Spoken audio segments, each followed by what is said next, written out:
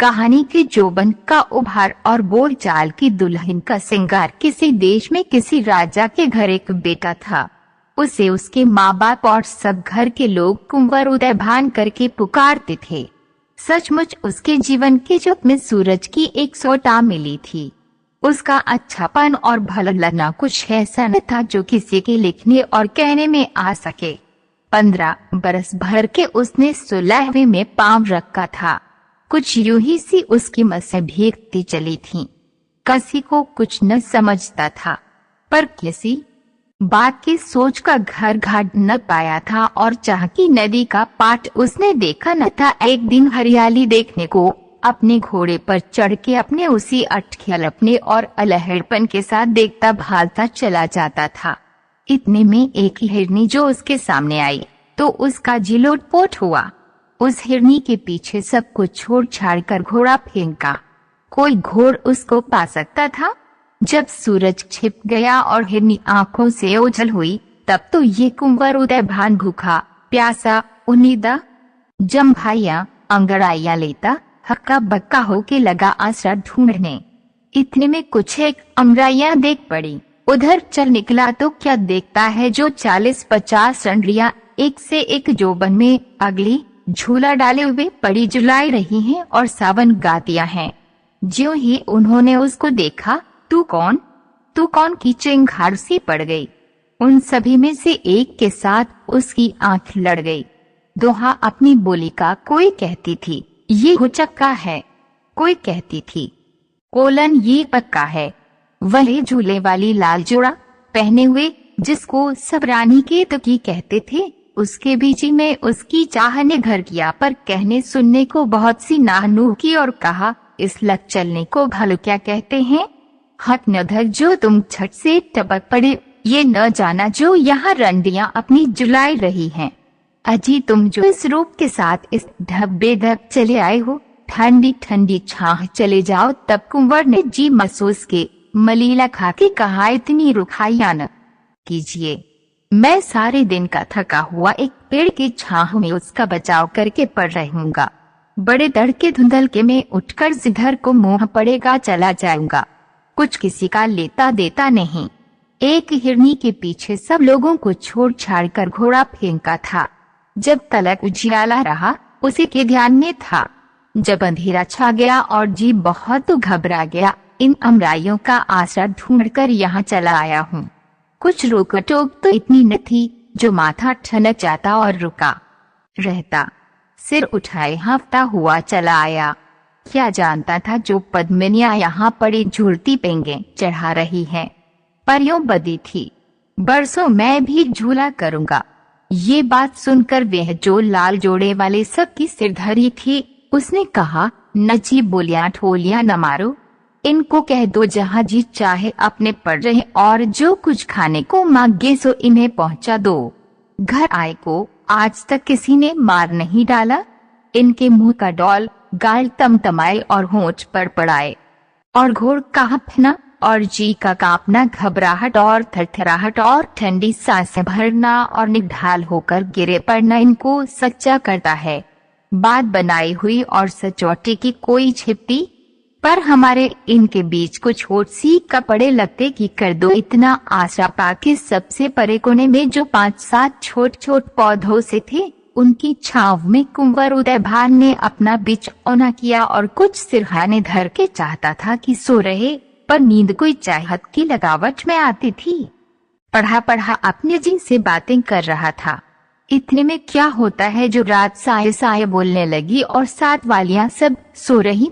रानी के तकी ने अपनी सहेली मदनबान को जगाकर यूं कहा, अरे तूने कुछ सुना है? मेरा जी उस पर आ गया और किसी डॉल से थम नहीं सकता। तू सब मेरे भेदों को जानती है। अब जो होनी हो सो हो, सिर रहता रहे जाता जाए, मैं उसके पास जाती हूँ। तू मेरे साथ चल, पर तेरे पांव पड़ती हूँ, कोई सुनने न पाए। अरे यह मेरा जोड़ा मेरे और उसके बनाने वाले ने मिला दिया। मैं इसीलिए जैसे इन अमरियों में आई थी, रानी के तो की मदनबान का हाथ पकड़े हुए वहां आ पहुंचती है जहां कुंवर उदय भान लेटे हुए कुछ सोच में पड़े पड़े बड़बड़ा रहे थे। मदनबान आगे बढ़ के कहने लगी, तुम्हें अकेला जान के रानी जी आप आई हैं। कुंवर उदयभान ये सुनकर उठ बैठे और ये कहा, क्यों न हो, जी को जी से मिलाप है। कुंवर और रानी तो दोनों चुपचाप बैठे थे, पर मदनबान दोनों को गुदगुदा रही थी। होते होते अपनी बीती सबने खोली। रानी का पता ये खुला, राजा जगत प्रकाश की बेटी है और उनकी माँ रानी कामलता कहलाती है। उनको उनके माँ बाप ने कह दिया है 1 महीने पीछे अमरियों में जाके जू लाया करो। सो आज वही दिन था जो तुमसे मुठभेड़ हो गई।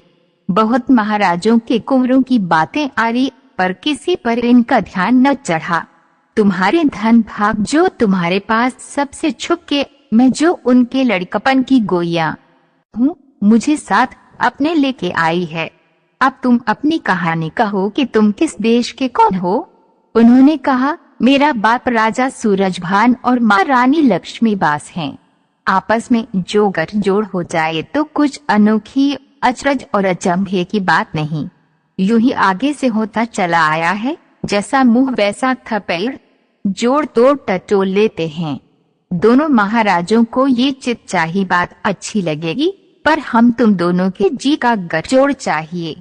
इसमें मदनबान बोल उठी, सो तो हुआ, अपनी अपनी अंगूठियां हर फेर कर लो और आपस में लिखो, अभी लिख दो। फिर कुछ हिचर मिचर न रहे। कुंवर उदयभान ने अपनी अंगूठी रानी के तुकी को पहना दी और रानी ने भी अपनी अंगूठी कुंवर की उंगली में डाल दी और एक धीमी सी चुटकी भी ले ली। इसमें मदनबाल बोल उठी, जो सच पूछो तो इतनी भी बहुत हुई, इतना बढ़ चलना अच्छा नहीं। मेरे सिर चोट है, अब उठ चलो और इनको सोने दो, और रोए तो पड़े रोने दो। बातचीत तो ठीक हो चुकी। पिछले पहर से रानी तो अपनी सहेलियों को लेके जिधर से आई थी उधर को चली गई और कुंवर उदयभान ने अपने घोड़े की पीठ लगाकर अपने लोगों से मिलकर अपने घर पहुँचे। कुंवर जी का अनूप रूप क्या कहूँ, कुछ कहने में नहीं आता। न खाना, न पीना, न मत चलना, न किसी से कुछ कहना, न सुनना। जिस ध्यान में थे उसी में गुथे रहना और घड़ी घड़ी कुछ सोच सोच कर सिर धुनना। होते होते इस बात का चर्चा लोगों में फैल गई। किसी किसी ने महाराज और महारानी से कहा, दाल में कुछ काला है। वह कुंवर उदयभान जिससे तुम्हारे घर का उजाला है, इन दिनों कुछ उसके बुरे तेवर और बेडौल आंखें दिखाई देती हैं। घर से बाहर तो पांव नहीं धरता। घर वालियां जो किसी डॉल से कभी बहलाती हैं तो और कुछ नहीं करता, एक ऊंची सांस लेता है, और जो बहुत किसी ने छेड़ा तो छपरखट पर जाके अपना मुंह लपेट के 8 आंसू पढ़ा रोता है। यह सुनते ही माँ बाप दोनों कुंवर के पास दौड़े आए, गले लगाया, मुंह चूमा, पांवों पर बेटे के गिर पड़े, हाथ जोड़े और कहा, जो अपने जी की बात है सो कहते क्यों नहीं, क्या दुखड़ा है जो पड़े पड़े कहराते हो। राजपाट जिसको चाहो दे डालो, कहो तो क्या चाहते हो। तुम्हारा जी क्यों नहीं लगता, भला वे है क्या जो नहीं हो सकता। मुंह से बोलो, जी को खोलो, और जो कहने में कुछ सोच करते हो तो अभी लिख भेजो। जो कुछ लिखोगे जो की त्यों करने में आवेगी। जो तुम कहो कुएं में गिर पड़ो तो हम दोनों अभी कुएं में गिर पड़ते हैं। जो कहो सिर काट डालो तो सिर अपने अभी काट डालते हैं। कुंवर उदयभान जो बोलते ही न थे, उन्होंने लिख भेजने का आसरा पाके इतना बोले, अच्छा आप सिधारिए, मैं लिख भेजता हूँ, पर मेरे उस लिखने को मेरे मुंह पर किसी ढप से न लाना, नहीं तो मैं बहुत लज्जाऊंगा। इसलिए तो मुख बात हो कि मैंने कुछ न कहा और ये लिख भेजा। अब जो मेरा जी नथों पर आ गया और किसी ढप से न रह गया और आपने मुझे 100 रूप से खोला और बहुत सा टटोला, तब तो लाज छोड़ के हाथ जोड़ के मुंह फाड़ के घिघिया कि ये लिखता हूँ चाह के हाथों किसी को सुख नहीं है, भला वह कौन जिसको दुख नहीं। उस दिन जो मैं हरियाली देखने को गया था, वहाँ जो मेरे सामने एक हिरनी कनौतियाँ उठाए हुए आ गई थी, उसके पीछे मैंने घोड़ा बच्छुट फेंका था। जब तक उजियाली रही उसी की धुन में भटका किया। जब अंधेरा हो गया और सूरज डूबा तब जी मेरा बहुत डूबा।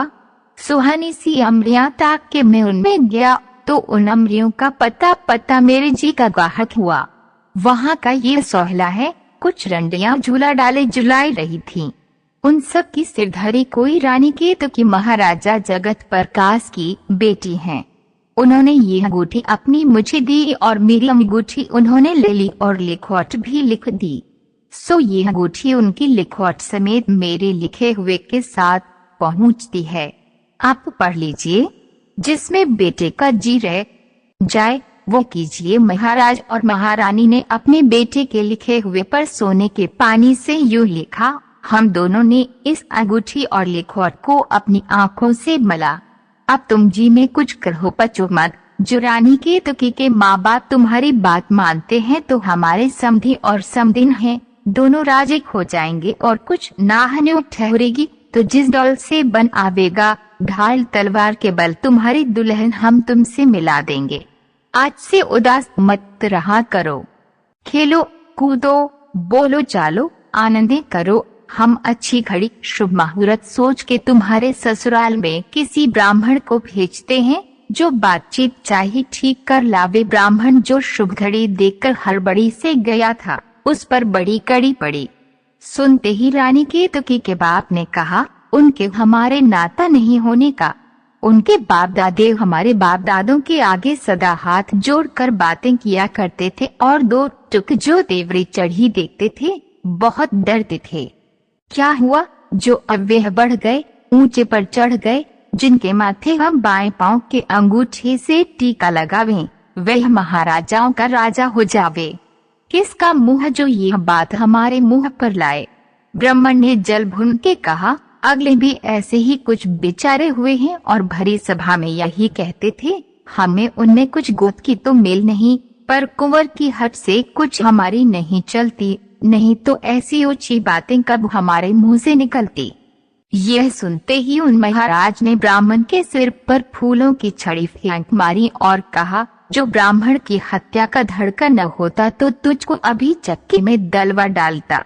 इसको ले जाओ और एक अंधेरी कोठरी में मूंद रखो जो इस ब्राह्मण पर बीते। सो सब कुंवर उदय भान के माँ बाप ने सुनते ही लड़ने की ठान अपना ठाट बांध कर दल बादल जैसे गिराते हैं चढ़ाया।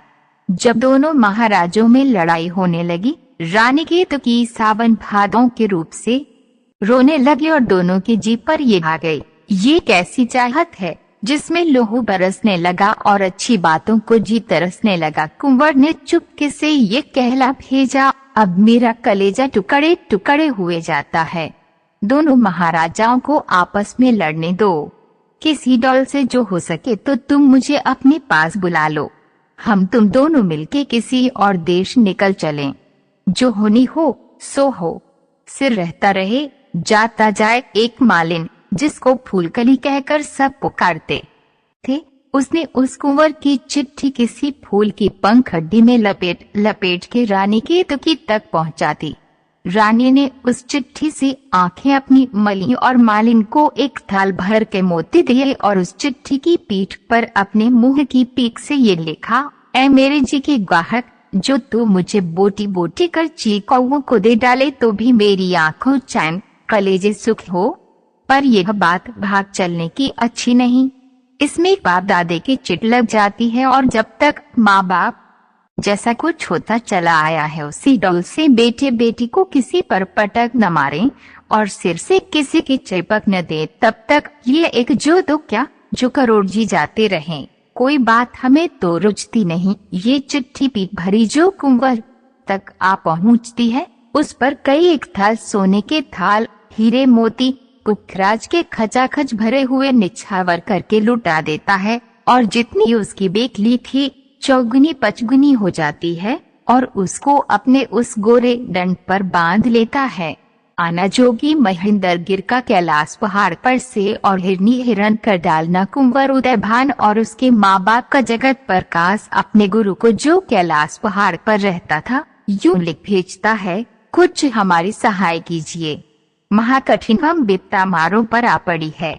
राजा सूरजभान को अब यहाँ तक बाव बहकने लिया है जो उन्होंने हमसे महाराजों से नाते का डॉल किया है। कैलाश पहाड़ जो एक डॉल चांदी का है उस पर राजा जगत प्रकाश का गुरु, जिसको महेंद्र गिर इंद्र लोक के सब लोग कहते थे, ध्यान ज्ञान में कोई 90 लाख खतीतों के साथ ठाकुर के भजन में दिन रात रहा करता था।